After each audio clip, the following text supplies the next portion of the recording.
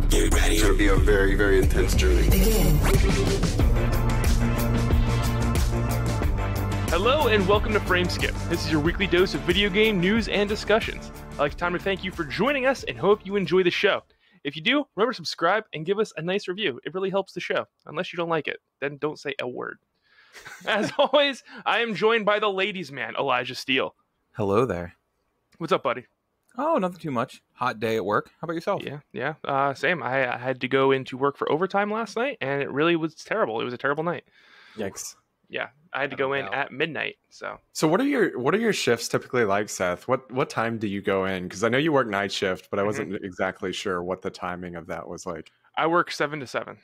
Okay. Yeah. So normally, like you'll see that with a lot of manufacturing jobs because what a 12-hour shift allows you to do in a manufacturing job is get more days off during the week. So I really only work 3 or 4 days a week, and that alternates. That's why the show changes recording days, and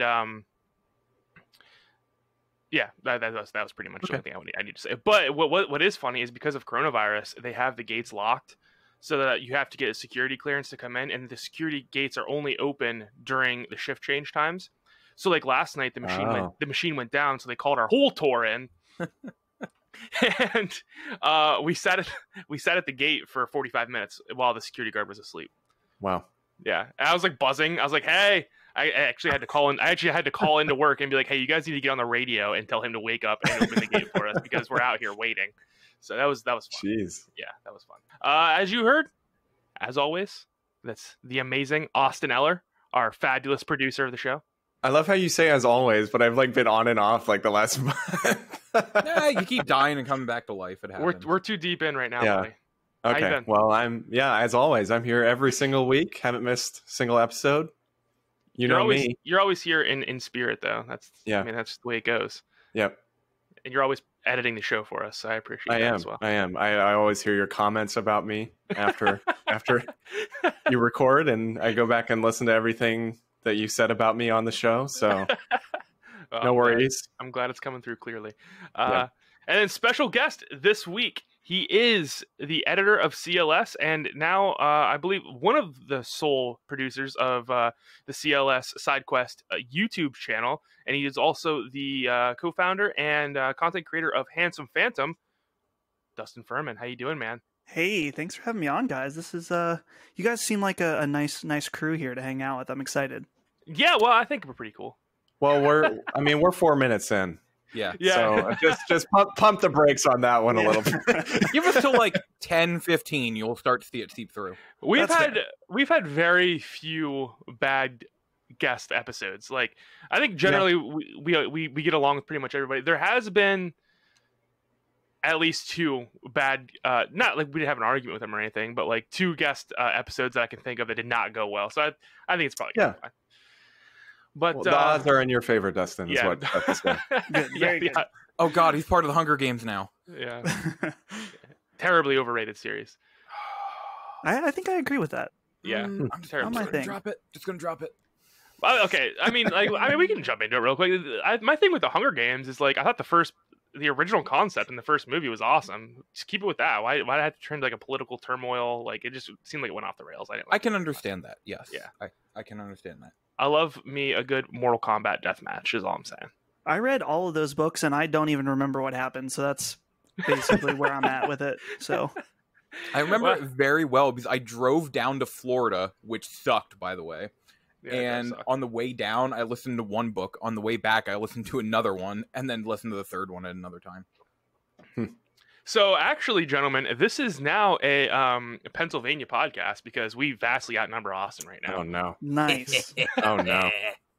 It just all happened that Dustin happened to be from Pennsylvania as well. So that's pretty sweet. So you said it's Austin that's not in PA? Yeah, he's in Georgia. Okay, good. As long as he's not from Ohio, then that's where the majority of my family's from. So it shows, man. It shows. It explains everything. But you make the trip up to Ohio and travel through PA usually once a year, right? Yeah, pretty frequently. Yeah, pretty never frequently. Stop by. Never say hi. No. You said you were going to once, and then you never did. Yeah. No, my great grandmother lives in Youngstown, Ohio, which is right on the border, okay. near Pittsburgh. So it's kind of in that direction. But. So Dustin, are you from like Eastern PA, Western PA? Obviously, don't give your exact location, but oh no, yeah, it's fine. I'm about an hour north of Pittsburgh. Oh, okay. Kind of in a small town, and this is where I was born and raised, and now I own a house. So nice. You pretty much exploded out of nowhere. How did this whole thing come to be? Just from the beginning, man. We got a lot of time to film. I was gonna say, how far back you want to go? Just start from the beginning, dude. How'd you get into gaming? You know, how'd you get into content creation? How'd you meet Colin? Like, let's go the whole story. Okay. Well, I didn't really have the idea of wanting to get into video games until I was in college. When I was in college, I like wanted to get into film, and I was in different like film classes and stuff like that. And I was never like, I wasn't terribly bad at it, but I wasn't great either. And I had started getting into podcasts, and I heard a little podcast called Podcast Beyond. I'm sure you guys may have heard of that. Yeah, classic. Yeah, so that was, I think, probably in like 2012-ish. And that had kind of changed my outlook of what I wanted to do, because it was around that time that I started to take, I guess, the industry on, like, my, video games became more than just video games for me at that point. It became about the entire industry and, that whole deal. So around then I started listening to Podcast Beyond. And I started to want to pivot to doing content about video games, which this is something I don't talk about often, but I actually had a YouTube channel when I was in like 7th and 8th grade that I did about video games. It's terrible. I made sure all those videos are hidden, especially now that people are starting to like follow me and stuff like that. I don't want anyone to ever see them because they're just terrible, like console war crap. Dude, what's so funny though is that me and Austin have a very similar story, almost the exact same story actually. Yeah. And I know Austin, you hid your videos, right? Oh yeah, all my videos are. I refuse to hide my videos because I'm like, you know what? This is who I was back then. Like, right. Well, I am proud of it. If it gives you any context, my highest viewed video was a video of me holding my smartphone in one hand. No tripod, holding my smartphone in one hand, unboxing a 3DS in my mother's car when I was like 13 years old, and it got like 150,000 views. And I was like, this is awesome. And I go back and look at it, and I'm like, this is literal trash. Dude, my highest viewed video, I actually made a lot of money off of it, was my GameStop rant. And what's so funny about that is, like, I swear to God, not even 6 months later, I tried to get a job at GameStop again. And the video had gone so viral that they saw it and they put me on a no hire forever list. I can never get hired at GameStop ever. Yeah, and I also years later tried to date a girl from GameStop, and she knew about it, and she was like, "Hey, like, you gotta take that down." she was a store manager. I was like, "Oh yeah, you know what? You're probably right. I guess I should probably take that down at this point." But sorry, go ahead. No, it's funny you're mentioning these old videos that did well. My claim to fame from that first era of me making content was I had a video about how to hack the PSP, and it is my first and only video to hit over 1 million views. Oh, you know what? I probably watched it then because I hacked the crap out of my PSP. That's the thing. If you tried to hack your PSP between like 2012 and probably like 2015 ish, then you may have watched my video back then. Oh yeah, I probably did, dude. That was probably the most fun I ever had with the consoles, hacking the PSP. Austin, Elijah, did you guys ever try to hack your PSP? No, dude, I've been tempted to. You can do so much with the PSP. Like the hackers broke that system wide open. I'll never forget. Me and my one friend were at a local pizza place, and we both had our PSPs. His was hacked, and I had Burnout for it. And he said, "Oh, we should play. Let me see it." And he just popped it into his PSP, and like 2 minutes later, like, "All right, here you go. Let's play." I'm like, "What just happened?" You can do all kinds there's of the battery stuff. Thing. Yeah. Yep. I remember the first time I tried to hack my PSP. Dustin, you probably know about this. It was the PSP 1000, and you had to cut a single circuit off of your battery's motherboard. You had to open the battery and cut a single circuit off of it. And when I was opening the battery with a razor blade, I'd never done anything like this before. I cut too deep and I blew up my battery. Oh, yeah. Yeah. Yeah. It like sizzled and like got real hot, and I threw it and I was scared. I was probably 13, 14 years old. I was terrified. I thought this thing was going to explode in my hands. But Yeah, continue. So you made the PSP video. Right. So yeah, eventually I just kind of let that go and my, attention focused elsewhere. But then, like I said, after I had finished high school, I had started to listen to Podcast Beyond and started to really get into the industry. And it was also around this time that I started my first gaming podcast that was called Adventure Mode, which was with my friend Brandon. And for a while, Adventure Mode was like kind of the only thing I did this podcast, and I would upload some pretty crappy videos here and there. And that was the extent of it for a few years. During this time also, I like almost got a job at IGN, which was like a terribly painful experience that no bad feelings towards IGN, but I'm really thankful now that I didn't get that job. Well, explain, how was that a bad experience? So, basically the thing that was bad about it was I had applied, I had an interview over the phone, which was cool. Then I had a Skype interview. And so this was all the course over like weeks. Like I think all of those took place across like 3 or 4 different weeks. And then they had me like make a mock schedule for their streaming and stuff. Cause I think the position was like a streaming producer or something like that. And at that point I like didn't hear back, and it was over a month. And I had reached out again to a person. I won't name this person specifically because they're still there.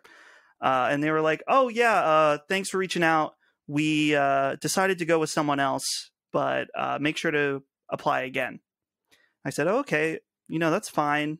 In my mind, I'm thinking, I really wish you would have let me know, like, a few weeks ago. It's kind of unprofessional. Yeah. But I was like, is there anything that I did that I could do better for next time, just so I know like what ways I can improve? And he said, oh no, you did great. And that was it. Oh. So I was like, oh, okay. So I just wasn't good enough, which, whatever. And like I said, in hindsight, like, no ill will towards IGN. I think they do a lot of great work, but on a level of like the thought of moving to San Francisco and starting my like early life there, like just getting married and moving to San Francisco and having to be poor and live in a 1-room apartment and stuff, just like looking back now, I'm just like, man, I don't think I would have wanted to do that.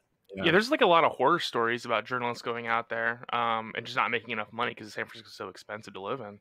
Right. Yeah, that's the thing. And I've been there a bunch of times, and I feel like every time I'm there, I have like a worse impression of that city in general, which it's a fine place. There's lots of good people there, and there's lots of cool things to do and stuff, but not necessarily the safest place all the time. Is there really, like, I forgot to ask this to George, because our buddy that was on last week, George, he lives in San Francisco, and I forgot to ask him if there really is like just people pooping in the streets and how this is not a problem they solved. Yeah. I've heard it so many times, like anecdotally, that I have to believe it's true. Yeah, exactly. So the second PSX was my first gaming convention or whatever that I ever went to. Cool. And I was in a lift with the co-host of my podcast, Brandon, and we were going to our Airbnb, and there was a homeless man that was bent over. I'll spare some of the details because I know this is a family friendly. He was bent over, and apparently he was trying to do drugs, and just out in the middle of in the street. I was like, "What is going on here?" And the Lyft driver's like, "Oh, he's just doing drugs." It's really fine. All right, well, it's a little crack, no big deal. So, let that be a lesson to any of the kids out there listening that don't do drugs, especially in public in the street with your pants down. So it's just like amazing to me because there's so much money in that city. You think they could like fund some public bathrooms or something, to solve this problem? But I don't know. I've heard it from so many people. But anyway, so you applied to IGN. What comes next? So that didn't really work out, which was fine. So, at that point, it was like a big motivation boost to try to like, okay, if you're going to make this happen, you got to work harder. And so that's when Brandon and I decided like, okay, adventure mode's not working. And the number one reason is the SEO on it is absolutely terrible.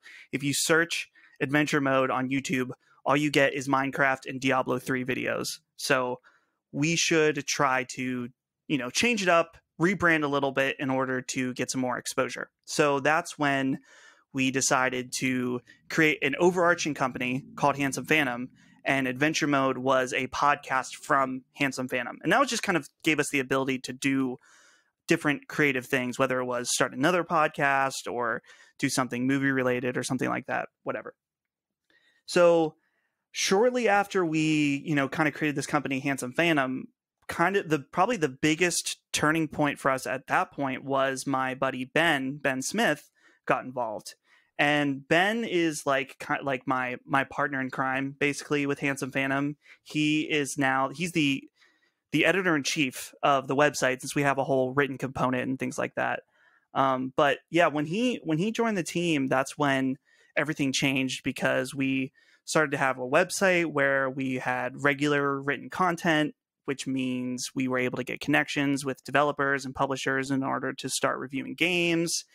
And at that point, not that HandsomePhantom is anywhere near any kind of big success, but at that point, things started to get a little more real, because it was like, oh, we can go to PAX and have a press badge, and we can, get these games and review them and stuff like that. So eventually, along the lines, we changed the name of Adventure Mode, and we kind of retired it and then brought it back as the HP podcast, which is now the show that I currently do and host with them. And I guess that's it as far as the HandsomePhantom side, but I'm sure you guys want to know more about the Colin side. Yeah, so how did that come about? So these do bridge together, because basically, I think it was E3 2018. I went out to LA for E3 with Ben, and Ben, this is where the story gets a little weird. So Ben, who's, like I said, my partner in crime for HandsomePhantom, one of my best friends, he also is the mayor of my hometown. Wow. So, yeah. I did not see that coming. Yeah, that's the curveball. Interesting. It all ties together, though. So Ben is the mayor, which, like, it was a total aside, is that we, like, ran his campaign together. I did all the videos, and it was like a big thing, and so we got him elected, and it's been cool. That's so anyway, awesome. Yeah. So Ben reaches out to Colin and is like, hey, I have an interesting story because I'm into video games and I'm also the mayor of a small town.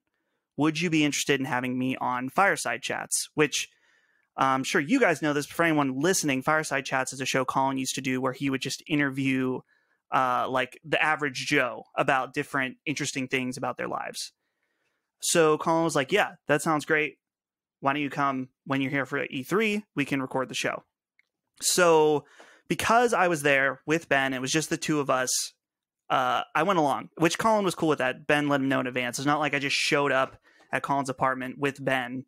But so that episode, I'm pretty sure it's still on the internet. It's called The Small Town Mayor. You can listen to that, and you can hear me like briefly in the episode, like Colin says something. You can hear me in the background. But so that's how I initially met Colin on a professional level. I had met him at like New York Comic Con a few years before that, but it wasn't anything meaningful at that time.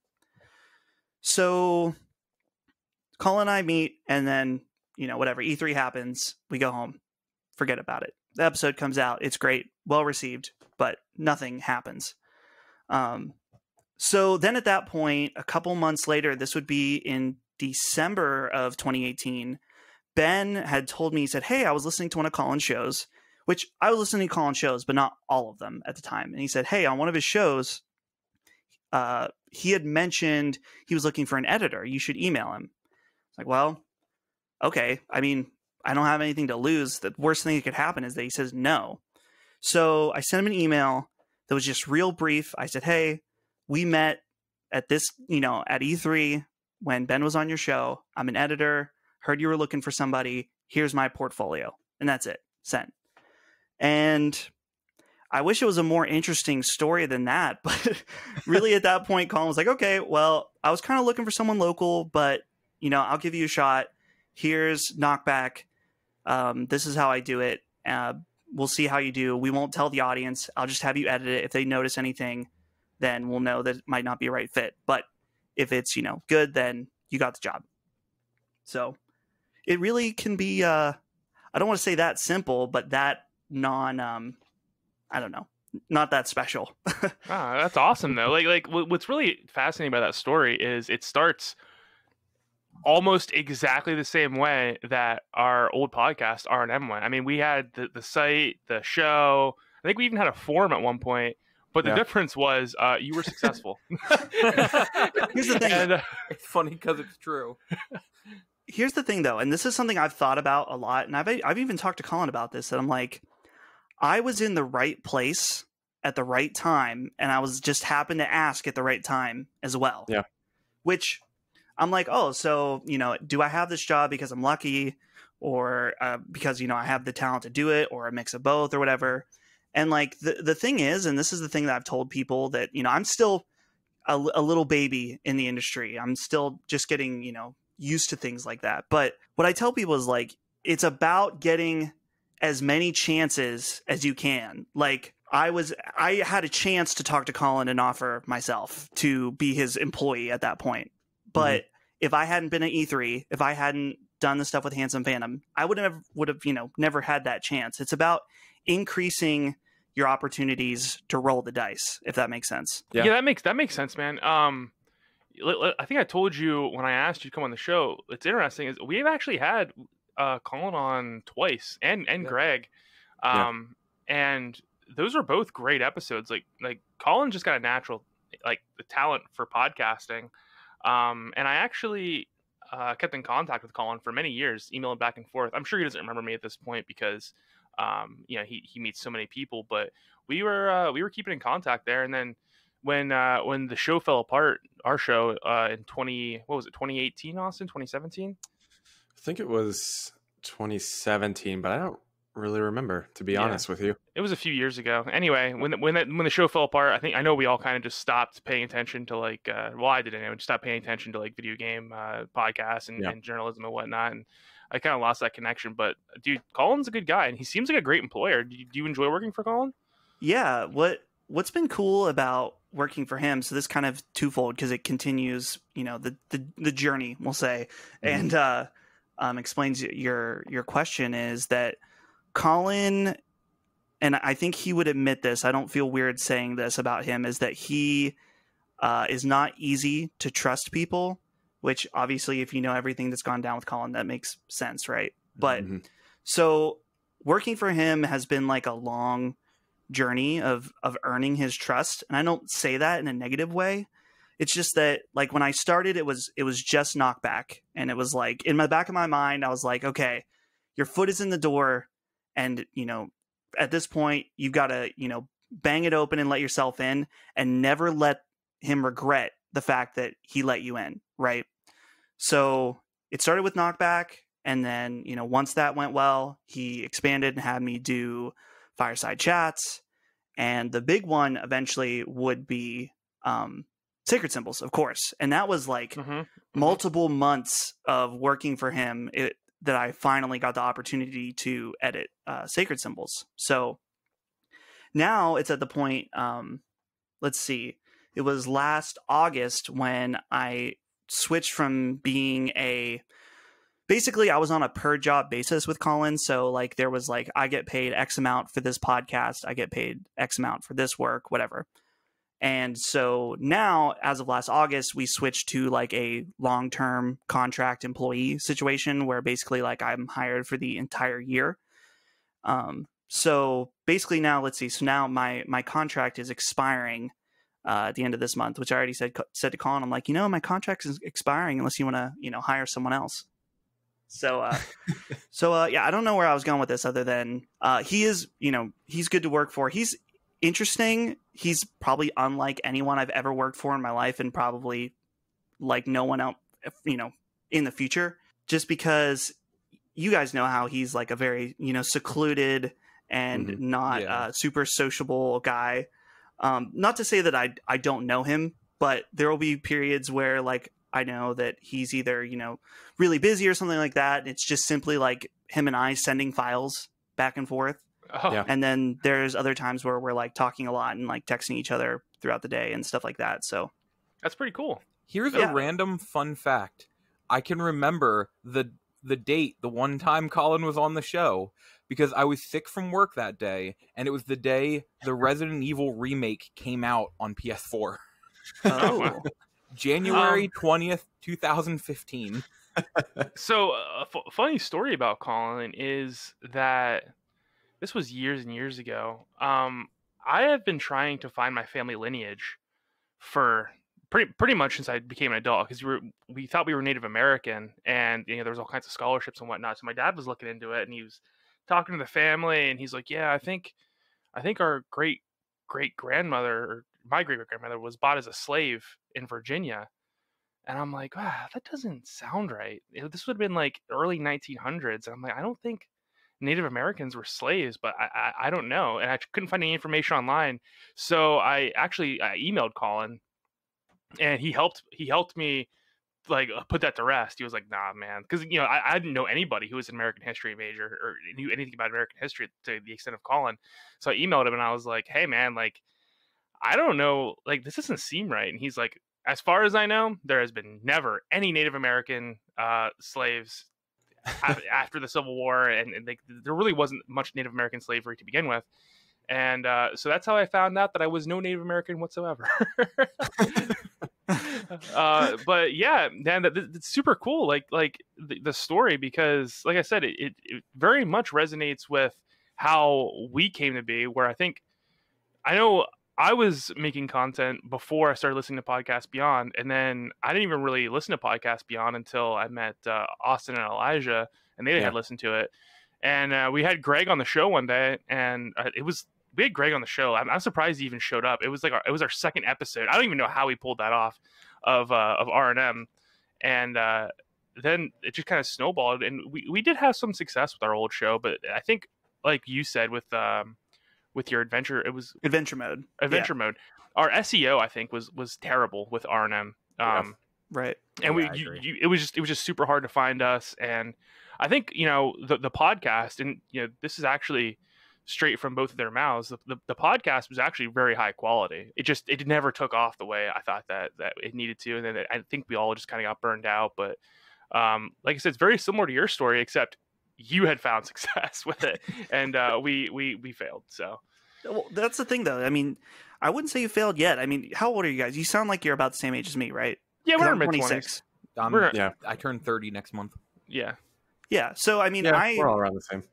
When I started working for Colin, I was 25. So, I mean, it's one of those things. Like I said, it's just all about, like, I totally know, like, the grind of it, like, completely sucked. For 5 years, it was like I was working a video, which I understand I was very blessed to be working in a job in my field, actually, by doing video editing. But it's like when you're filming your third wedding of the summer, and you're listening to podcasts on your way home, and you're just like, one day, you know what I mean? Like, yeah. So the hustle is real. The key is just, keeping at it. And like I said, giving yourself as many chances as possible. Well, I think it's at one point during our old show, we all thought, we wanted to make a go for making it a career. But as far as I know, no, I think Elijah is in a different camp with this. He still wants to make video content as a career, but I know I don't. Like, the Frame Skip, the podcast that we're on now, this is more of a passion project for us. Do you agree with that, Austin? Oh yeah, I mean 100%. I will say too, though, for me, it's also like kind of a testing ground for like my abilities, since I'm essentially our show's Dustin.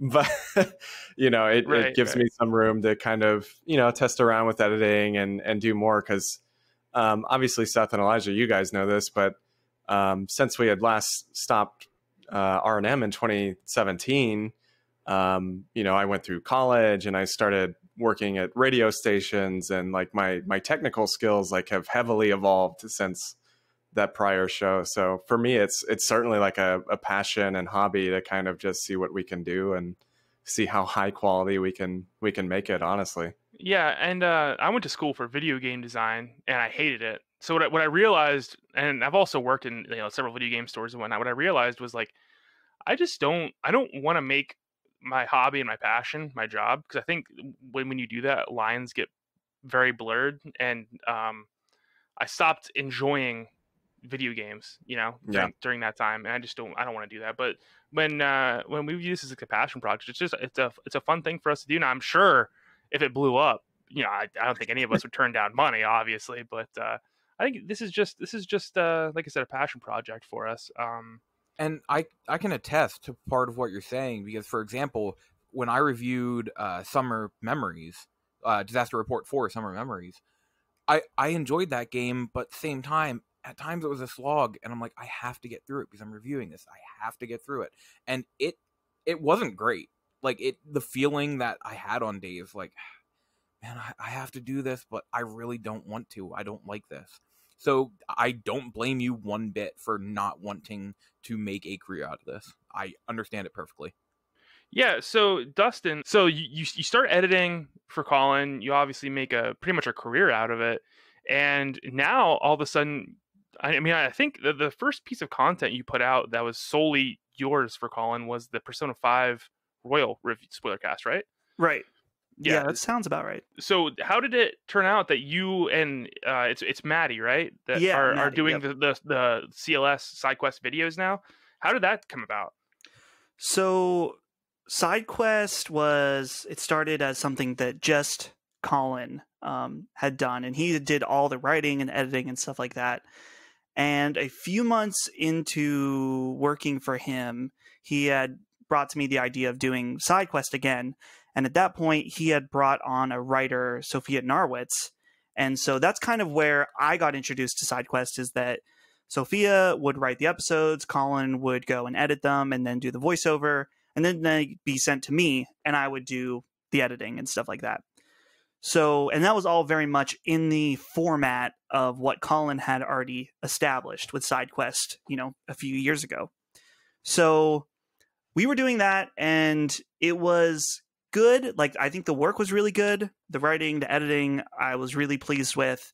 But we kind of had a problem with consistency, which, wasn't anyone's specific fault, because Colin will get busy with things, and then Sophia would get busy with things, and then, I would ask for more time because we're, working through all these different schedules and stuff like that.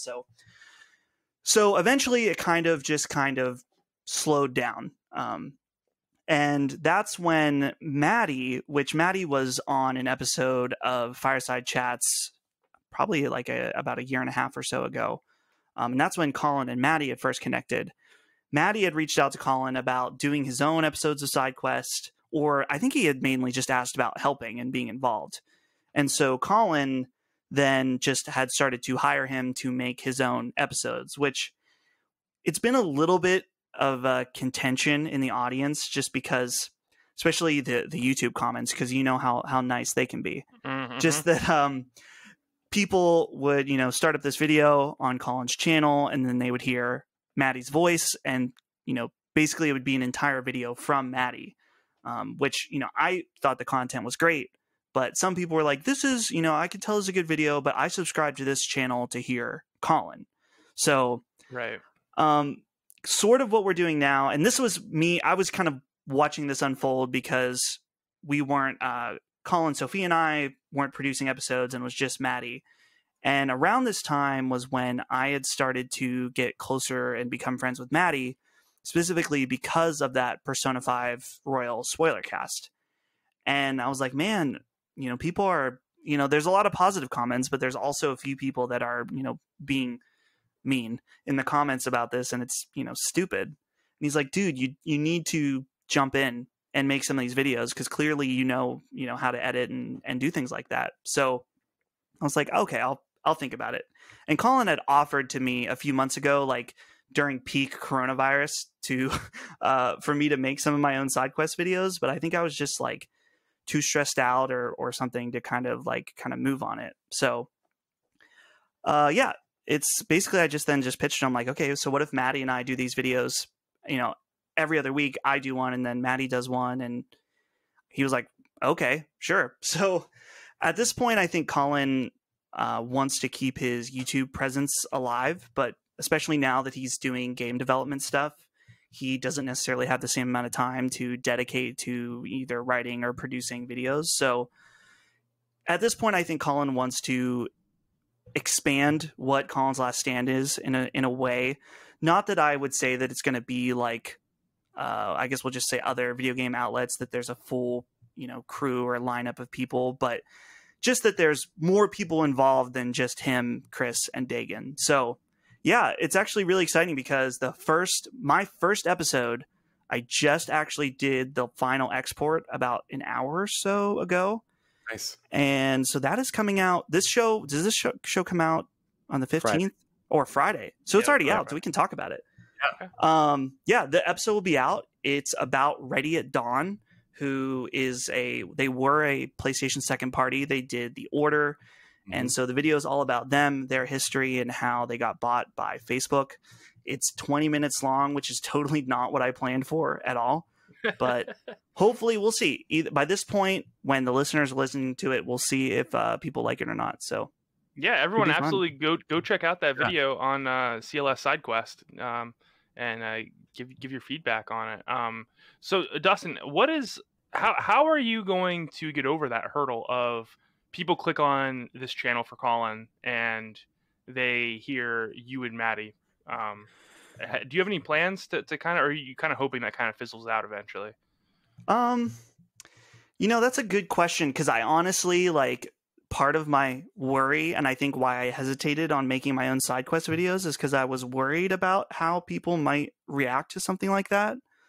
I think that, and this isn't at Colin's fault, but I think that in some ways that the audience wasn't prepared for it. I know Colin made a post on Patreon about how it was going to be switching over and that Maddie would be making them for a while. And then there was another post that him and I would start making them. But technically there was no announcement on the YouTube channel specifically. So part of my video that comes out on Wednesday, that's out now, I guess, for the audience, is the intro kind of explaining, hey, this is what SideQuest is now. Hopefully you think it's great and you like it. But I think it'll be easier now than it was when it was just one of Maddie's videos popping up, just because I think the audience now knows more who I am and who Maddie is. I think the Persona spoiler cast hopefully helped a little bit. So yeah, I mean, it's one of those things that I can't change people's minds. There was actually someone on Twitter that when the announcement happened was like, well, that's cool, but I only subscribe for Colin's videos. And I actually responded to the guy, because I every once in a while will be spicy on Twitter, but not very often. I was like, oh, well, I'm sorry to hear that you decided to not watch my video before it's even out, but I hope that the quality changes your mind. And the guy was like, oh, well, I didn't mean it like that. I just, I'm there for Colin, but if it's good, I'll check it out. I'm like, okay, whatever, dude. So yeah, I don't know. I think I'm hoping it will go well. I think that once we get a good flow down, people will be more receptive. Yeah, I feel like realistically it should fizzle out over time. I think, especially if you guys are going to be consistent about it, like you said, as far as back and forth every week, I think, the more the audience sees that, I would hope, that they would be more, not mean, I suppose is the word. Right. Yeah, receptive. But I think that's the correct mindset too. You just gotta, if they're not a fan, hope that they're gonna see the content and become a fan. That's the correct mindset. Yeah, for sure. I think I can give you guys a little scoop. If this show comes out Friday, then I can tell you guys something that hasn't been announced yet, but will be announced Friday. All right, awesome. Not that this is a big announcement. It's just something, cool and fun. Is Maddie, he has his own YouTube channel called Mr. Maddie Plays. He's super successful over there. I think he has 300,000 or 400,000 subscribers. He's doing awesome over there. Anyway, he has his own podcast called the Ham Radio Podcast that he does with, do you guys know ACG? No, I'm not familiar. Wait, maybe. He does the reviews on YouTube that are buy, wait for sale. Yeah. Okay. So he does a podcast with him that's called the Ham Radio Podcast. As of Friday, I am going to be a permanent member of that show. Oh, that's awesome. Congratulations. Yeah. So I was on 2 weeks ago, just kind of to try it out. And so, yeah. So if you're looking for another podcast, of course, in addition to this one, never to replace. Absolutely. Check out the Ham Radio Show. That's awesome, man. Now, is you're doing a lot of projects now. I mean, Colin has what 3 shows now, and Right. Obviously you're editing and creating content for side quests. Now you have your own podcast that you do on your own site, and now you're going to be on this other podcast. How are you juggling all of it? Like, this is a ton of work. Yeah. So the first thing was that I quit my main job in order to do all this, which was a huge thing, because initially when I started working for Colin, I was doing my normal day job, video editing, and then I would come home and edit Colin's stuff. So eventually when I switched over to an actual employee for Colin, I was able to make enough money that I was like, okay, screw that. I'm done with that. Not that I'm very thankful for the editing job I had for many years. It taught me many things, and my employer was very good to me, but I was glad to be done with it. So it's one of those things, especially now, because now that I'm working from home and I create my own schedule, I've been doing that. Let's see, I started that my first week being completely at my own boss, will say, like, on my own time, was PAX, because like I basically told my boss, gave my 2 weeks with notice, said, hey, when I leave for PAX, that'll be my last day, and then I'm just not going to come back after that. So it's been a few months now, and it's weird because I'll have like really good days, or like a good couple days, or even a couple weeks where it's like I'm really good and consistent about working when I'm supposed to and doing, not being lazy. And then there's some days when I work for myself that I'm like, wow, you have done nothing that you were supposed to do today, and now you're behind. Yeah. And so that's been an interesting dynamic to get adjusted to. And it doesn't help that, and Colin, again, this is another thing I don't feel bad saying. It's not like I'm talking behind Colin's back. Colin operates on Colin time, which is unlike any person that I've ever worked for, in that just like there's like a time window on when I'll get a podcast, but it's never certain exactly. So a lot of the times it's like, okay, I know I got to edit this podcast tonight. I don't know exactly when it's coming, but when it shows up, then it's like, okay, now it's time to work. It's almost like having, I don't want to call it a night shift, but sort of is when a podcast comes in at 8 p.m. that needs to go out the next day. So. Wow. That's crazy. So, like, how much time do you normally spend editing the shows? I mean, like I said before, you do a great job. I'm like, because especially when Colin and Chris started doing remote podcasts, like Colin said it on the show, you could not tell a difference whatsoever. No, so you really can't. Like, do you spend a ton of time editing these shows? Yeah, I mean, I don't know. I've tried to figure this out, because it depends on the episode. We've got it down to like a pretty good science. Like, this was a really big deal when Colin was moving, that we had to make sure everything was just right before Colin like pulled the trigger to move. So a big part of that was, we, like you guys do here, use Zencastr, which has been a huge help just because it has low latency. So that cuts out a lot of the work for me right off the bat, that, because of the low latency, there's less editing. But despite of that, there is still a significant amount of editing that goes into every episode, just because like I'll be listening to every conversation and like, ooh, there's a little bit extra of a gap here between talking. So I'm going to like tighten that up.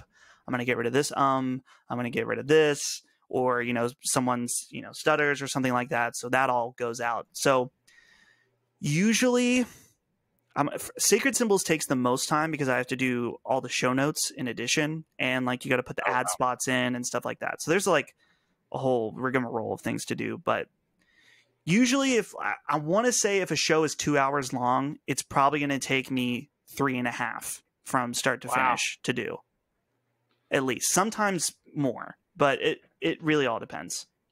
That's crazy, man. Because yeah, he, like I said, he has 3 shows that he puts out every week, so that's a lot of time. Yeah, it's interesting. Not all the shows are as difficult as other ones. Like Knockback is a little bit easier, just because, I don't know if it's just because the flow is a more natural conversation in some ways, that it doesn't require as much editing, and there's no show notes for Knockback, so that cuts out a significant amount of time. But yeah, I mean, for the most part, it's really not too bad. I don't know if I've just gotten used to it or something like that, but yeah, it's just normal to me now, I guess. Yeah, I was curious to see what you were going to say as far as what you did when you edit, because obviously, I mean, with us using Zencastr, I mean, I pretty much go through the same process you go through, it sounds like, and I don't know if Seth and Elijah actually notice that much, but when I go through and edit, I mean, I basically the same things you said. I'll take out spaces and take out and it's very interesting because I don't know if you do this, but with Zencastr, sometimes I'll sit through and kind of, depending on how bad the file is, I'll like kind of listen to like one person's file in particular for like an extended amount of time to like pick out certain things from that person. But it's, yeah, I mean, at least for this show, I usually take about, probably 3-4 hours. So I can't even imagine doing that for 2 other shows on top of this one. Yeah. And that's the thing. I mean, I don't know. Maybe it just takes a certain type of, like, it's not for everybody. I don't know. It doesn't, I mean, there are some nights where it's like, I don't want to do this, which is the case for any job. But for the most part, I think because the content is, appeals to what I'm interested in, it doesn't often feel tedious. It does feel tedious when the programs don't work, which if you're working in Adobe is all the time. Yes. I don't know. It's the times that I think about not wanting to do it, I think about the days that I was editing model train documentaries at my old job, and I'm like, yeah, I'm good doing this. I'm fine. So tell me more about these model train documentaries. Best in class. In fact, award-winning model train documentaries. I can send you a link later. That's amazing.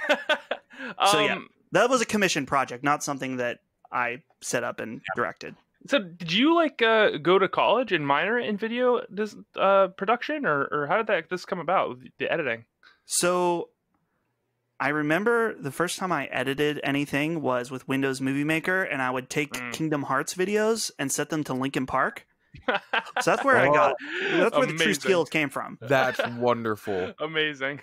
Linkin Park's my favorite band. Complete side note. Did anybody ever watch the AMV that used cutscenes from Final Fantasies 8, 9, and 10 to System of a Down's Chop Suey? No, I feel like I have seen that. That was like the video of my teen years. Let's talk about some video games.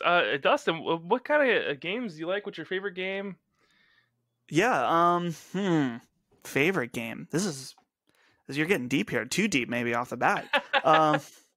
Favorite game, favorite console, social security number, mother's maiden name.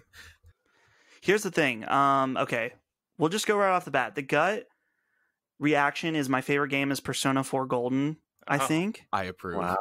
Love it. I can think of like the top 5 real easy, like Persona 4 Golden, BioShock, Nier Automata, Undertale. I'm going to put the emphasis on Nier Automata because not enough people appreciate that game. So I need to go back and finish it. I got about halfway through, and I never. Dude, you have to finish it. That's essential. So hard for all 3 of those games.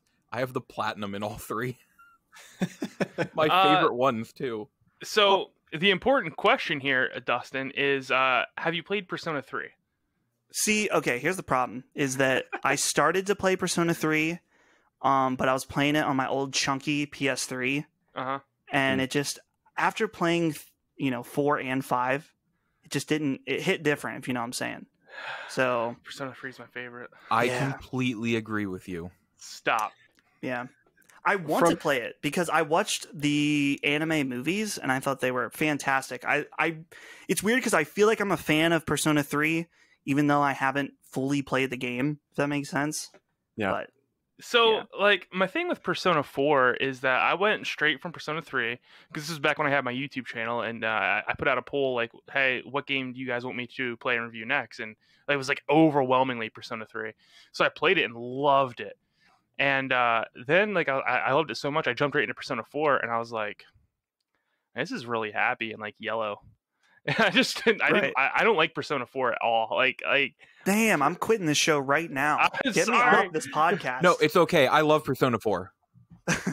Yeah, we have this argument all the time about Persona 3 versus Persona 4, and it's just like, I don't know, man. The whole tone of Persona 4 felt off to me because there's this horrifying murder mystery going on, right? And the whole cast is just like, yeah, but we're all good friends, right? I'm just Right. kind of like, I don't know. We just saw someone get murdered. Who wants wings? Yeah, exactly. That's kind of how I feel. Like, I don't know. Whereas, like, in Persona 3, it's all depression. Right. Everyone's sad in Persona 3.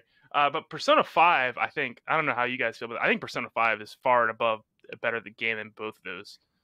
Yeah, oh yeah, I think so. Persona 5 is definitely the best gameplay. I mean, I feel like there's no argument there. But yeah. I will say the writing gets a little weird around Haru's dungeon in particular. I know a lot of people kind of complain about that. Her dungeon sucks, just straight up. Yeah. It's so weird because Haru feels like she doesn't even need to be in the story at all. No. Yeah. It's very strange how they add her in. I was hoping they were going to fix that with Persona 5 Royal and kind of add to her character a little bit, which they didn't. But either way, it was still Persona 5 Royal was nice. So now I know, Austin, you never finished Persona 5 Royal, right? No, I'm taking a break from it because with my job and everything, like I have maybe 5 hours a week to play games. So I was literally playing this game for like 4 months. And I'm like, okay, I'm a little worn down on this. I haven't played anything else aside from Persona 5 Royal. Elijah, did you play Persona 5 Royal? I played about 30 hours of original Persona 5. So Dustin. Yeah. I keep hearing conflicting opinions. Is Persona 5 Royal worth playing all over again? Yes, for sure. Okay. 100%. And this is, I think, the first part of Maddie and I spoiler cast, we talked about this quite a bit, which I know that there's some people that are upset. They're like, oh, you're paying full price to play mostly the same game again. There's a significant amount of new content that I personally, which you can take, my word with a grain of salt because I'm a Persona fanboy, but the content, especially that last semester they add, is just so good. The way they take the story is really unexpected in a lot of ways. And I really feel like a lot of times when you get these expanded versions, like for example, Persona 4 Golden, even the expanded content is like pretty good. The stuff with Marie, but it doesn't feel like it feels like it's added on, right? So Persona 5 Royal, I really felt like was the added content added to the overall game to me in a lot of ways. So I'll leave it at that. Yeah, because obviously I haven't listened to the spoiler cast because I haven't played the game yet. Right.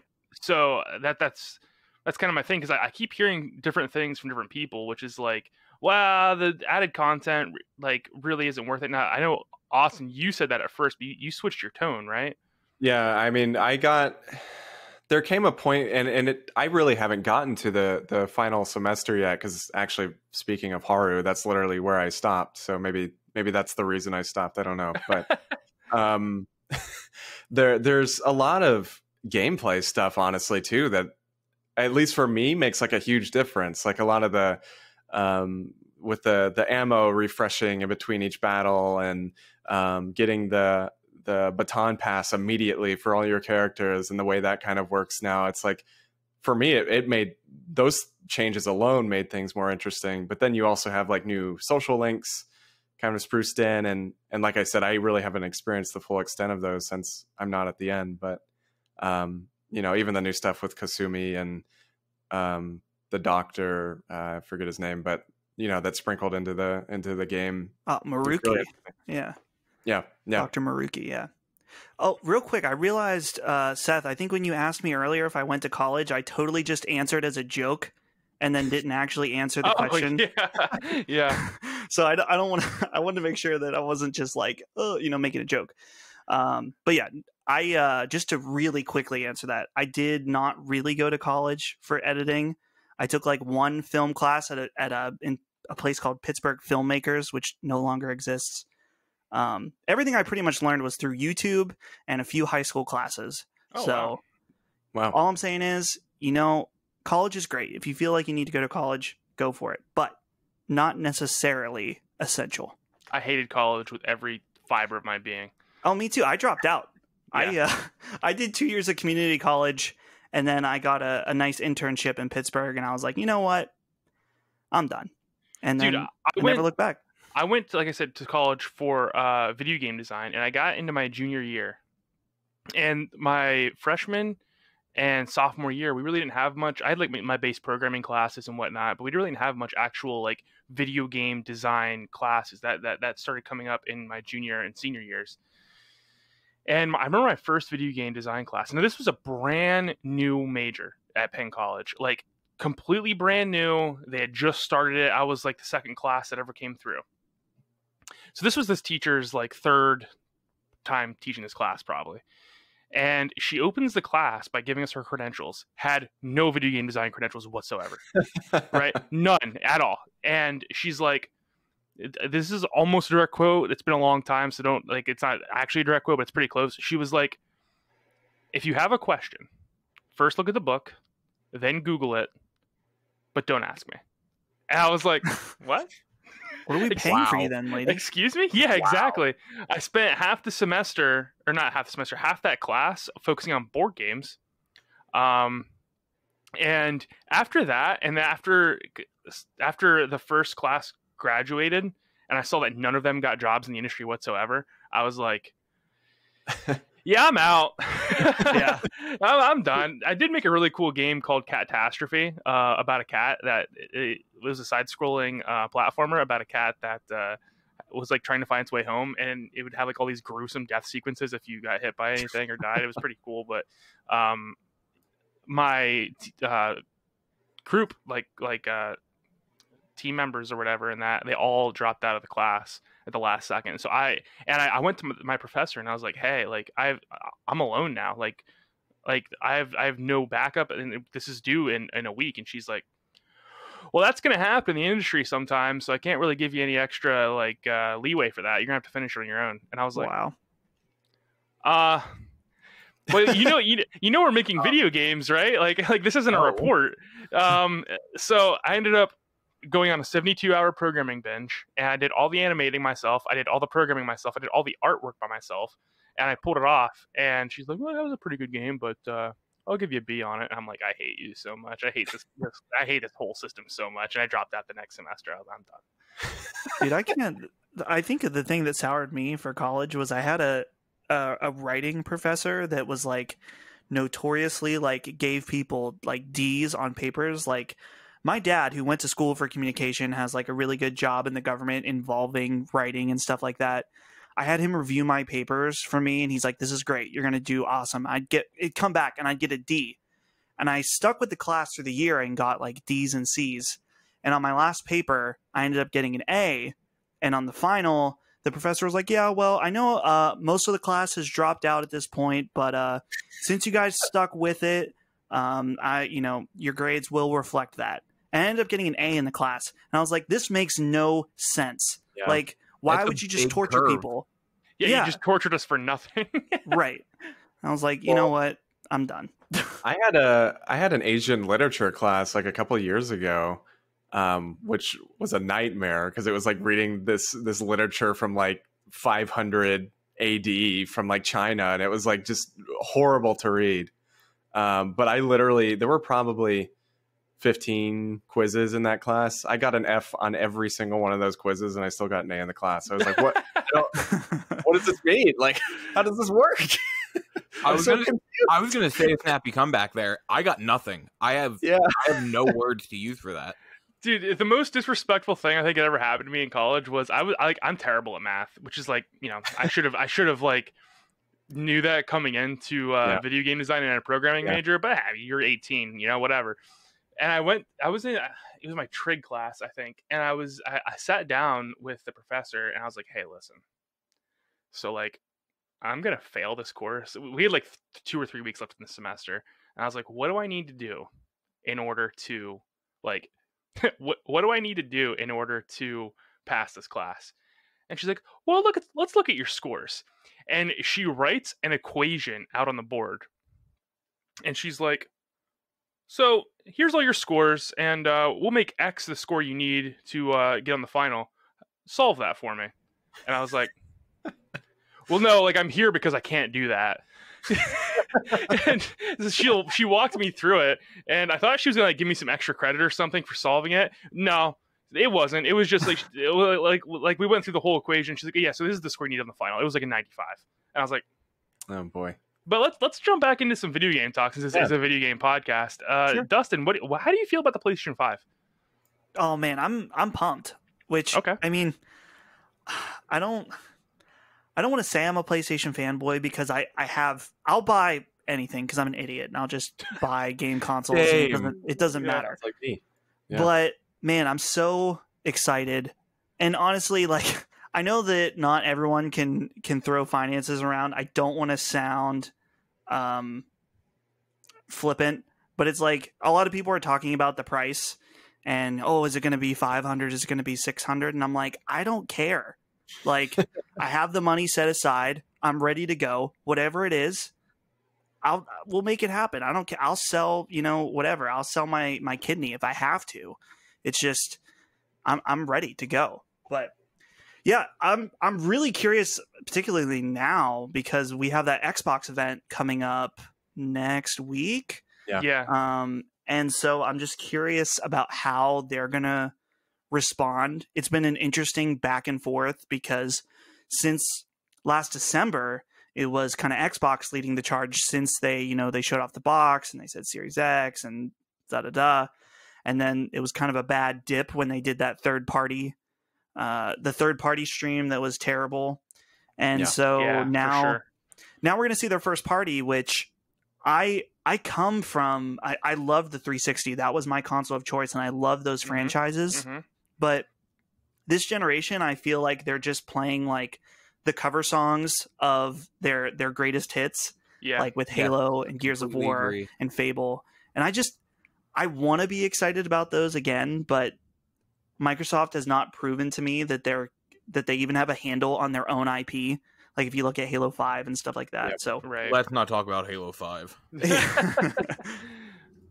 So like obviously you said you talked to Colin sometimes back and forth, and he's probably the prevailing expert on all things PlayStation at this point in the industry. Does he ever like give you his opinions and do you guys ever talk like casually about the PlayStation 5 and what he thinks the price is going to be and whatnot? Colin, I don't usually, just because I always hear him talk about on the shows and stuff like that. He has given me a couple tidbits of info here and there if he knows something, but not regularly. Oh, that's exciting. Like not very often. Like he told me, he's like, yeah, Dark Souls is coming to PS5. And then what's funny is that he made it a big secret when he told me that Dark Souls is coming to PS5.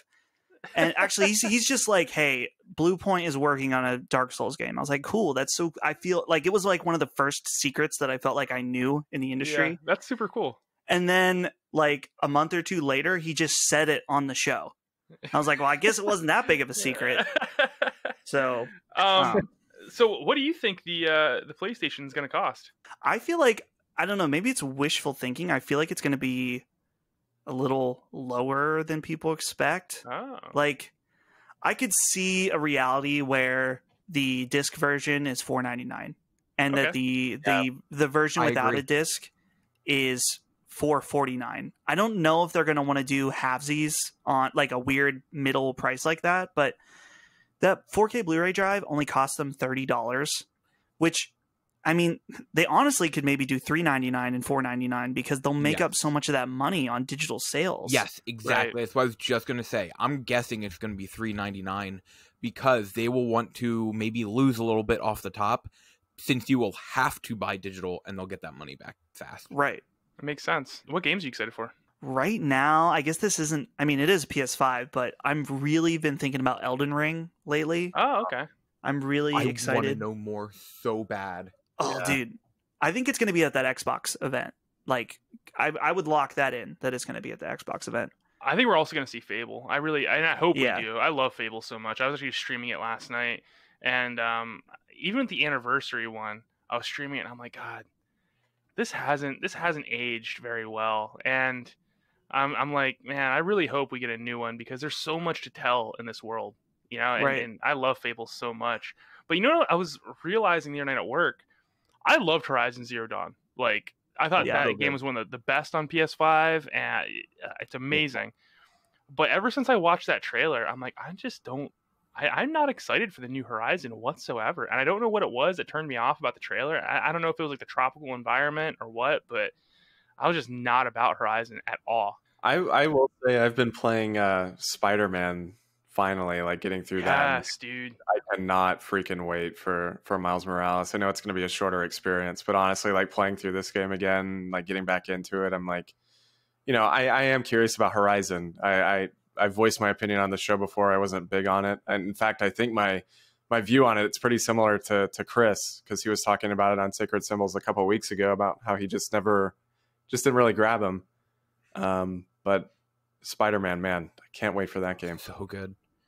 Yeah. We all know I'm a Resident Evil fan. Resident Evil Village. I'm so excited. That does look sweet. I have theories. I think, Austin, I told you about it. My theory is that the end of his story is Chris. Is talking about Chris. Yeah. Something. Well, I want it. I didn't play Resident Evil 7 because I'm a giant coward.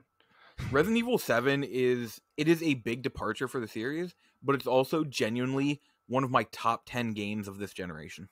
I like 5 because it's not scary. I had to, when I played Resident Evil, I guess whatever the last one was, it 5? 7. Yeah, 7. Oh, 7. Jeez, my numbers are all off. When I played Resident Evil 7, I made sure that I played it with my wife. Like, I refused to play it by myself. And yeah, dude. I put my VR headset on one time and checked out the VR mode. I like walked around and I was like, nope, I'm never doing that again. I'm good. I played half of it in VR, and it got to the point, kind of minor spoilers, when you get to the boathouse and you go to open the door, and she just opens the door and looks at you. I'm like, nope, I'm out. No more VR. Setting it aside. I'm all done. I never played it in VR again after that. Dustin, what's your opinion on the PS5 design? Oh, I think it looks cool. I mean, I think so too. This is what happens every time, is that anytime a console is revealed, the instant reaction is to hate it just because it's different. At least that's how I feel. Now, sure, I think there are people that legitimately don't like it, but honestly, by the time it comes out, no one's going to care. Like, right. Whether you like it or not, it won't matter. I personally think the design looks cool. I'm a little curious about the size, because with those comparisons, the thing is going to be giant. But I mean, again, whatever. I'm here for it. I'm in. Awesome. All right. Well, anybody got any closing statements or questions? When it comes to the Xbox event, though, I just have to be that bro for a moment. Give me a new Forza Motorsport mainline, not Horizon. Don't get me wrong, I love the Horizon games, but I want a new Motorsport so bad. Yeah, true that. Sounds like it'll probably happen. Yeah, please. I've got a closing comment, totally off the wall. Yeah, I've been playing Everybody's Golf. Yeah, on PlayStation 4. Okay. Such a good game. Amazing game. I had my friend, my co-host Brandon, over a couple weeks ago, and we were trying to figure out, like, let's play something. And I was like, let's pop in Everybody's Golf. Doesn't that have a multiplayer mode? Like, I couldn't remember. And so I popped it in and we started playing the multiplayer mode. And man, it is incredibly fun, to the point that now I'm like starting to get obsessive over it. Like, right now I'm in between, like, I'm waiting for Ghost of Tsushima done with Last of Us. So I've been obsessed with Everybody's Golf, playing it like almost every day. And I just want to shout out that game because I forgot about it, and it's really good. It's so good. So have you been playing that like couch co-op, like couch multiplayer? There's like a controller pass mode. Okay.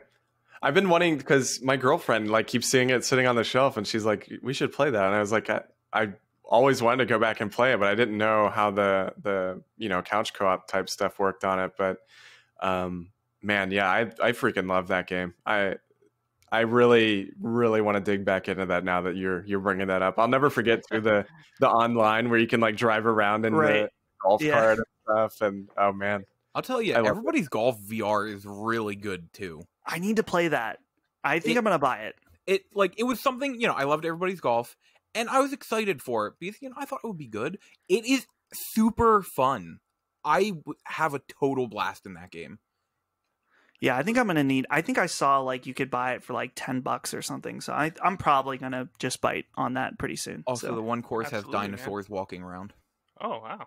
There's also there's a Hot Shots golf game on Vita that I discovered the other day that I think you can also get for like $10. So I might buy that just so like play Everybody's Golf when I'm downstairs in front of the TV, play it before bed, play when I wake up.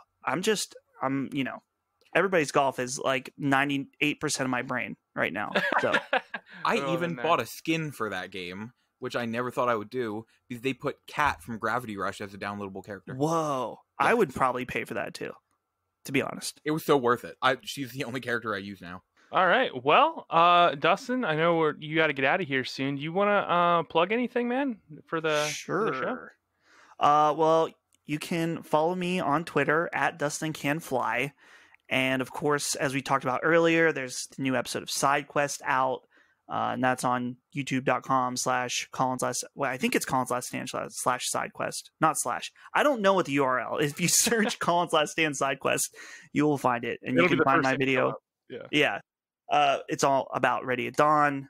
A lot of hours into that one, so check it out. And not to overload with plugs, but the one last thing I will say is the HP Podcast is the show that I host for HandsomePhantom, and it is a ton of fun. So, yeah, it's kind of a similar vibe to this show, just some friends hanging out, talking about games. So, yeah, if you like this show, maybe check it out. Just search that HP Podcast in whatever podcast service of choice, and you'll find it. So awesome. Make sure to check them out. Thanks everybody for tuning in this week. Remember to write in your questions at frameskippodcast@gmail.com or at our Facebook page, facebook.com/frameskippod, or finally at our Twitter @frameskippod. You can follow our hosts. I'm at Seth S. Taylor. Coach is, he doesn't have a Twitter anymore, so don't worry about that. Elijah is at Loco Lizardman. Austin is at Austin J. Eller. This episode should be up Friday, July 17th. Dustin, your Twitter handle is at Dustin Can Fly, right? That's correct. All right, man. Thank you so much for joining us this week. It's been a great episode. Thanks for sharing your story. Hopefully we can have you on again sometime. No problem. I would love that. This has been tons of fun. So I appreciate you guys. Yeah, thank you. Yeah, thank you, Dustin. All right. Well, until next time, ladies and gentlemen, keep on gaming. Bye.